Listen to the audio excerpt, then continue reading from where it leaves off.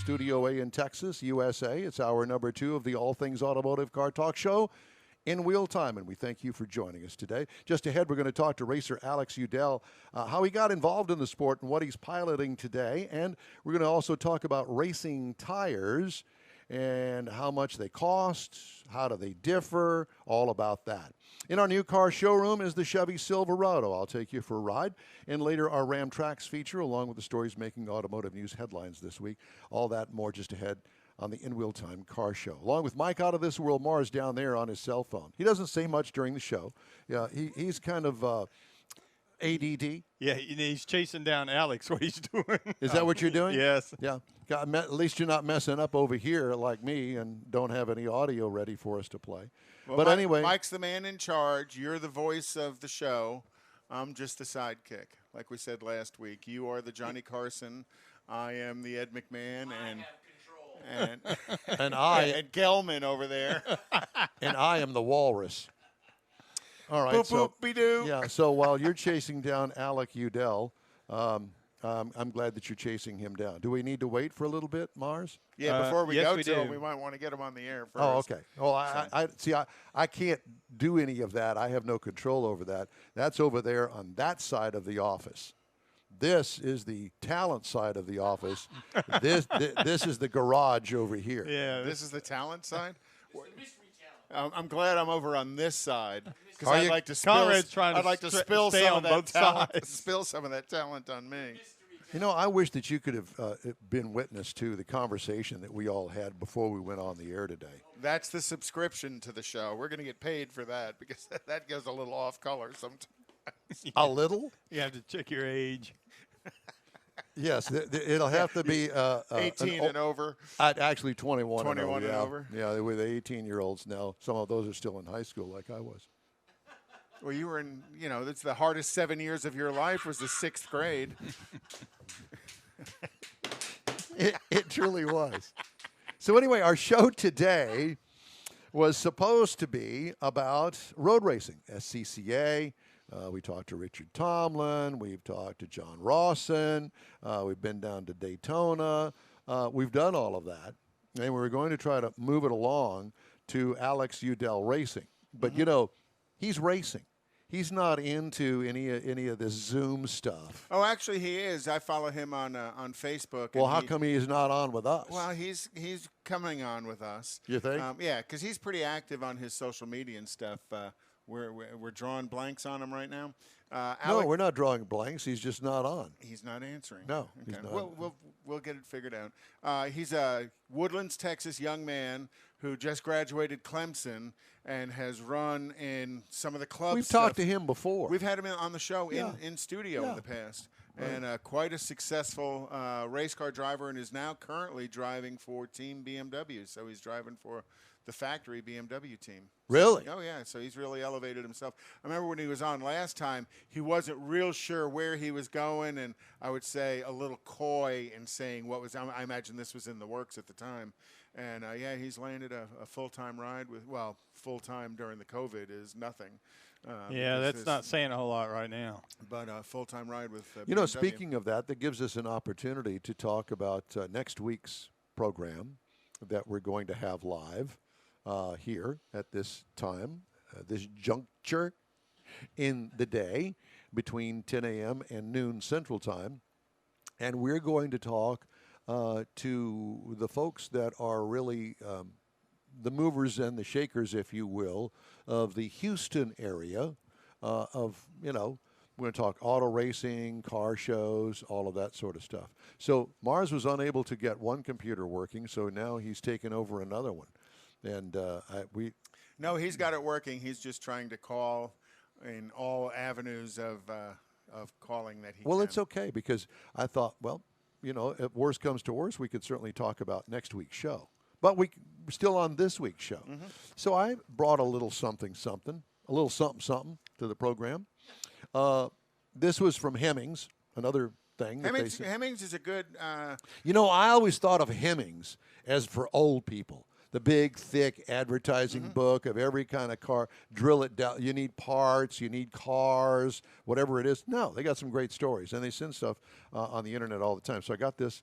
This is the the 10 best performance cars of the 1980s. Yeah, they do a 10 best, 5 best of different genres of the automotive world. Well, I thought this was interesting because when I think of the 1980s and performance cars, you don't think of much. No, that's like oil and water. No, well, it doesn't work. You know, in that, but it's I would not say, true. I would say a majority of them would be European, but then you got to include the Buick Grand National in there somewhere. Well, stand by. Okay. Stand by. I'm just giving my best. Well, just stand by, and then you can join in.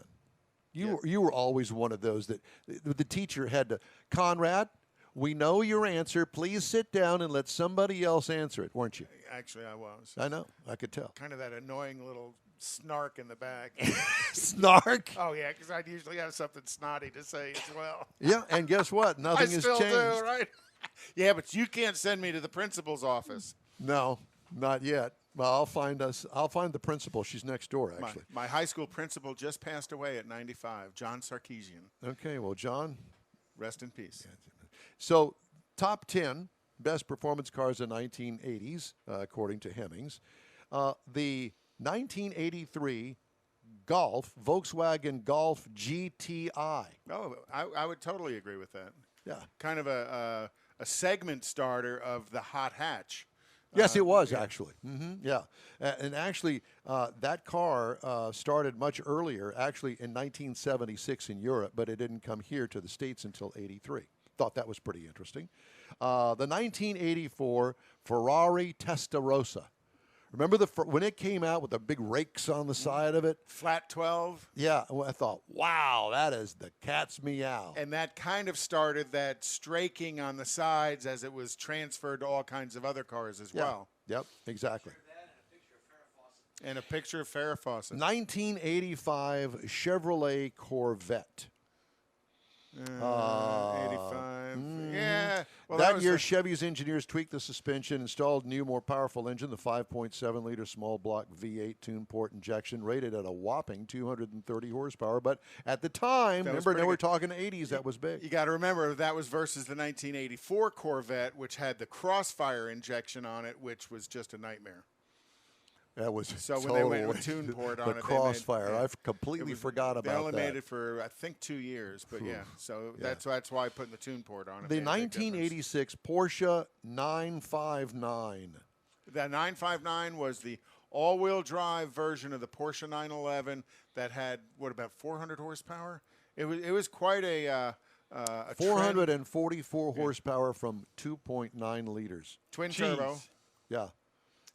It was at $227,000 at the time. And they are super collectible today. Jay Leno has one. Yeah, I'm sure in he his does. garage.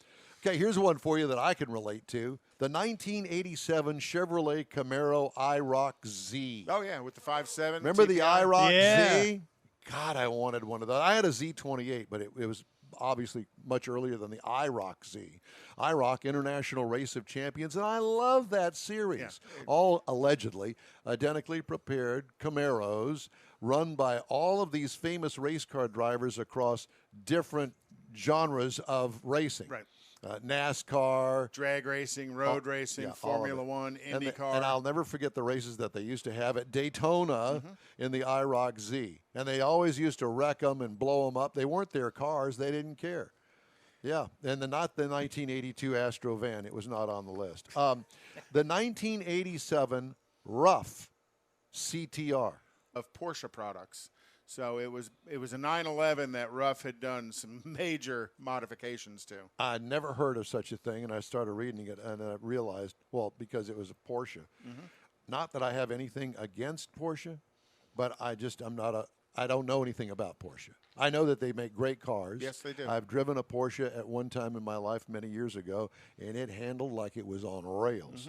1987 Ford 5.0 Mustang. Well, that's the Fox body. That's correct. The Mustang of choice by so many people back in the day and still today because it's such a lightweight car that you could put a ton of power down. So the 5-liter debuted in 1979, and but really it wasn't until 1987 that it really got its act together. Well, I think it's because the fuel injection system, they finally got it Well, and they figured gave out. it an extensive facelift in '87, and yeah.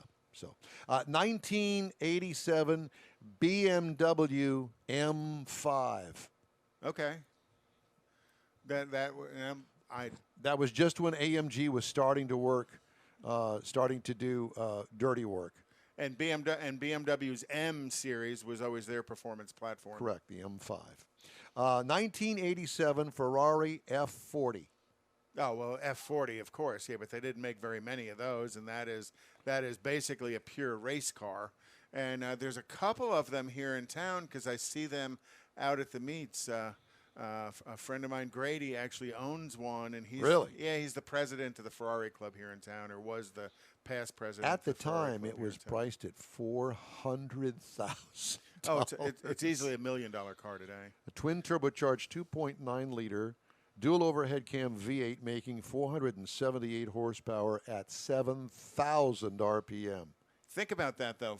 The car weighed only 3,000 pounds. 470 horsepower, and today, what, the Hellcat's 707? I know, but the this Demon's is 1980s. Yeah, how the advancement of today's cars has as far surpassed the 80s. And finally, what you brought up, the 1987 Buick Grand National GNX. And GNX was the advancement of the Grand National. So the Grand National was a 3.8-liter turbocharged V6 that Buick put in their Regal body platform. Only 547 of them were built. They cost about $30,000 back in the day, packed with 276 horsepower, and were low 13-second cars at the drag strip. A V6, and it was actually faster than the Corvette at the time. Yeah, and prior to that, just the regular Grand National, it went from 200 to 235 horsepower.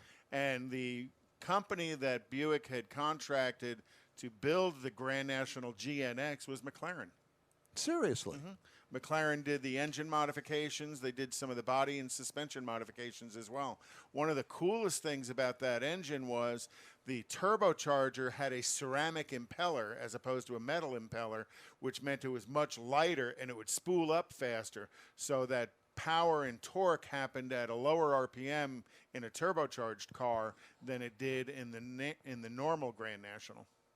So very interesting. Yeah, McLaren was the company that they helped boost that. Well, all of that 1980 stuff is, to me today, kind of a blur. Well, yeah, kind of a blur, but it really wasn't at the time. Well, as far as cars are concerned. Yeah, you kind of went from the early 70s, and then things kind of went down. Oh, yeah, very much so. And my life, I don't even remember any of that. Just saying. It all went up in smoke. Yeah. Okay. But I would say pretty much everything you mentioned on that list, car people know those cars, and I would say to a large degree, most all of that would be considered collectibles as well. Some of it. Yeah, even though in the 80s there wasn't a lot of passion for cars, those cars were unique in the 80s. Well, it's all we had at the time. Right. And remember, we were coming out of the 70s when horsepower in 1970 went from up here to nothing down on the floor. Well, that's when they went from a gross rating to a net rating. They also got all of the gas mileage crunch that we went through. Smog controls, all of that. You went from 11, 12 to 1 compression to 8.5 to 1 compression in 1 year. And what did Don Armstrong do? 1977 went out, actually 76, bought a brand new Corvette that had no horsepower. Timing. But it sure looked pretty. It's all in the timing. And it was an L82 Corvette, and I think that the horsepower on it was rated at like 175. 175, 180. And I thought, wow, man, look at me.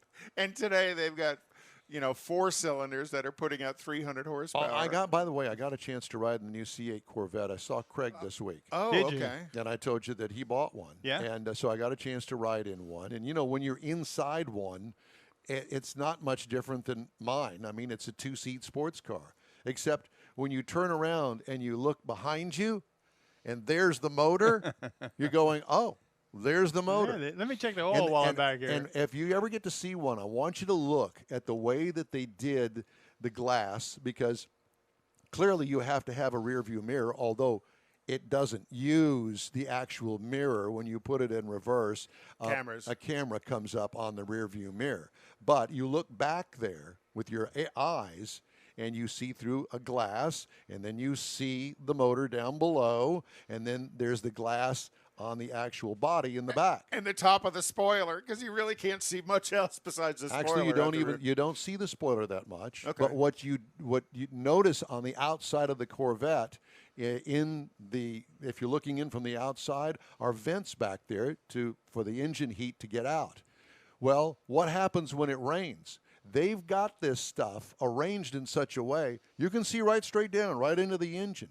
But it's got little grooves and things like that, so it channels the water down, lets it go down on either side of the engine, down past the exhaust. Of course, when you're rolling, everything is going over the top. Well, they'd have to do that, otherwise I inside know. of your car it'd fog up. I know, but you would never do that in a regular street car with the front engine. I haven't been in a new Corvette, but I've looked at them. I'm not real sure I could get in and out of one without rolling off. Well, on the actually, ground. Craig and I both commented on the fact that it's got a lot wider sill, Right. and I have to put my butt way in there to get in because it's got a lighter. Well, lighter yours is a skinnier butt than mine, but that's beside the point. It is beside the point. You have to scoot But the it other way thing in. is, I really love the way they did like this fighter cockpit look for the driver's seating position, the way that the dash and that whole array of buttons run down that center console. And that, by the way, that center buttons, I didn't know this, but it's divided into two. They're both identical. So you got one for the passenger side, one for the driver's side. Oh, I didn't know that either. And Okay. it basically controls The the HVAC. AC. That's what all that line of buttons is. One for my side, one for his side. Yeah, you're inside a car the size of a teacup, but the passenger has their own HVAC controls. But I will say this: what a kick butt car did that he is. did he take it out and show you have some fun with it? Yeah. I mean, not crazy, and it doesn't have a gobs of horsepower. It's got 500 horsepower. Yeah, that's not gobs of horsepower. We were just talking about these cars from Well, no, 1987. That 400 plus horsepower was a wowee thing. No, but you can tell that this car is ready for a ginormous up in horsepower. And that's coming. And it's coming in the Z06. Hey, be sure and stay in touch with us all week long by following us on Facebook, YouTube, and through InWheelTime.com. Each and every week, we invite you to join us for our live 2-hour show, 10 to noon Central. We're going to have more of In Wheel Time and a jam-packed event calendar coming up right after this quick break. GTG, BRB, OMW, be there in a few. You may think that these kinds of texts are fine because of their length, and you can easily send them at a stoplight. But no, answering one text can take your attention away from the road for 5 seconds. And traveling at 55 miles an hour, that's enough time to travel the length of a football field. Make good decisions, don't text and drive. Visit StopTextStopWrecks.org, a message brought to you by the National Highway Traffic Safety Administration, Project Yellow Light, Noise, and the Ad Council. This is Houston's most in-depth car show, In Wheel Time, streaming on YouTube, Facebook, and InWheelTime.com. But podcasts are available on Apple Podcasts, Spotify, Stitcher Radio, iHeart Podcast, TuneIn, Google Podcast, and Podcast Addict. And if that's not enough, well, you need to get a life, I guess. Okay, time now for this hour's new car showroom. In today's new car showroom is the 2020 Chevy Silverado. Comes in no fewer than 8, count them, 8 trim levels. WT, which stands for work truck, that's the base. Then it goes up from there. Custom Trail Boss, LT, RST, LT Trail Boss, LTZ, and High Country. I had the RST two-wheel drive. This is considered a standard pickup truck, or what we like to call in the business a half-ton. How many passengers?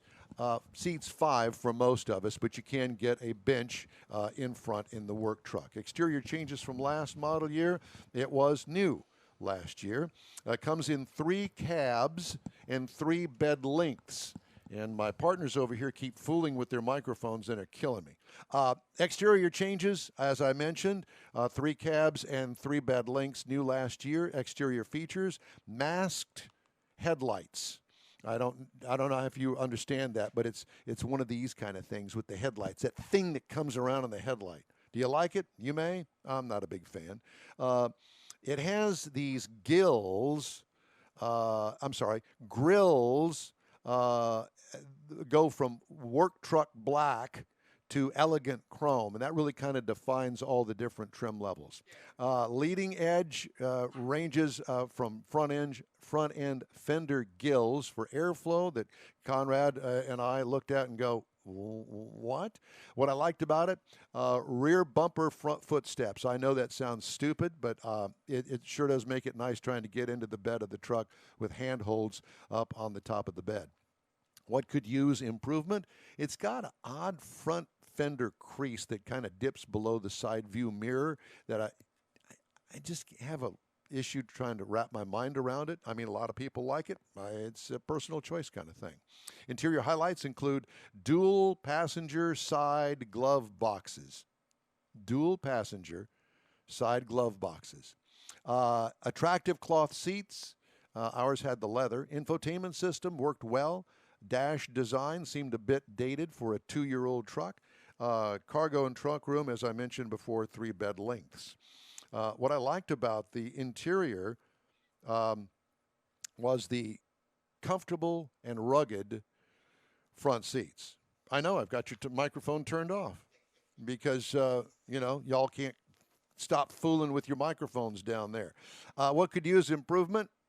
I am the school teacher here on this particular. Let me see your hand. Hold your hand out. Shame, shame, shame. What could use improvement? I would like to see some compartmentalization underneath the rear seat for storage. What? No? Yeah, no. Psst. I'm doing this by myself. 5.3 liter V8. It also has an available all-new diesel. They also have a turbocharged 4-cylinder. They also have a V6, and they have a 6.2 liter V8. So pick your poison when it comes to engine size and horsepower. 355 horsepower for my 5.3 liter, 383 pound-feet of torque, 9,400 pound tow rating. It'll haul 1,710 pounds. 17 miles per gallon city, 23 highway for a combined of 19. That's for the V8. I got 19.6 over 260. That's 262.6 miles. What I liked about it, all of the available engine combinations. What could use improvement? Nothing. Ride and handling, it's an unloaded truck, not towing anything, so you can just imagine the ride. But it's a truck. That's what it's for. Pricing, $41,200. That's the base trim. As prices tested, $51,890. If you want to get into the base model work truck stripper, it only costs you $22,007. Competitors, Ram starts at $27,048, Ford $28,048, and the Tundra $33,726. And that's the review of the Chevy Silverado Crew RST 2-wheel drive. I turned your microphone on. Great. Good job. But it was actually a gorgeous color blue. It was. I love the color. I mean, really a very, very good looking car. But I understand what you're talking about the way that fender crease, door crease that passes underneath the mirror, kind of shoulder line. Yeah, it draws your eye, but it's odd. It isn't ugly. It's just different. Yeah, and I don't mind different. I got that because I'm different. But it draws your eye, and there's other things that are quite good looking about the truck that it shouldn't draw your eye to that. Right. The other thing Chevrolet did, which again I find odd, is how they have raised all the badging up as high as it can be on the fender line. Correct. A lot of times the badging would be on the bottom third of the fender, right, or on the bottom of the door or something like that. Yeah. Now it's all like almost right up at eye level. Makes it all look makes like the top of the truck be real short and the bottom is long. It's like a long-legged woman. They're all legs. It's all. I have to ask.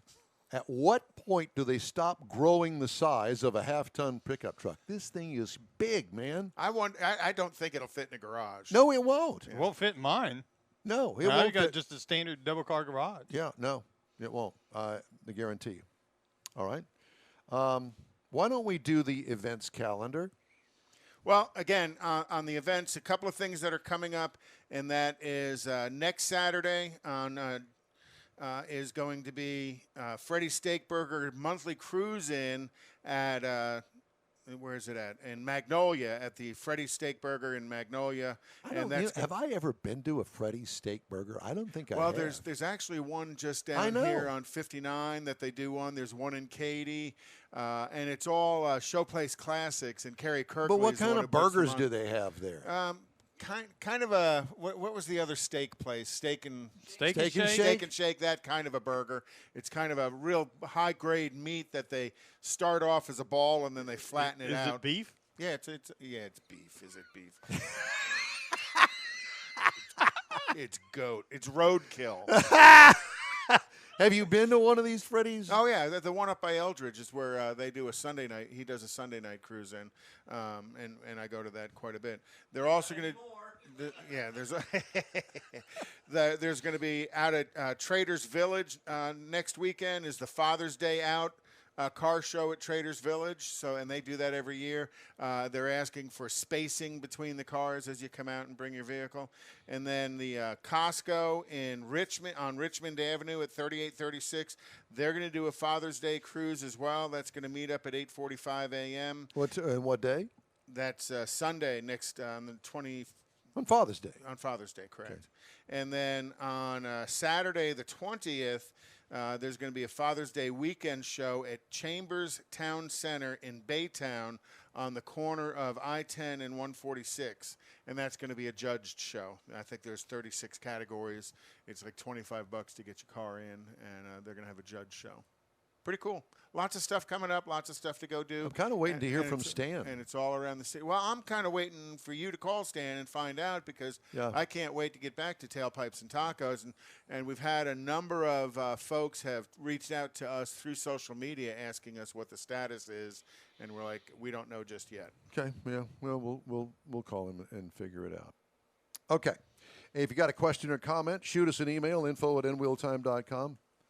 Ever wonder what makes race tires different? Why can't you run them on the street? Maybe you can. We got that and more coming up next on the In Wheel Time Car Show. Texas Truck Works.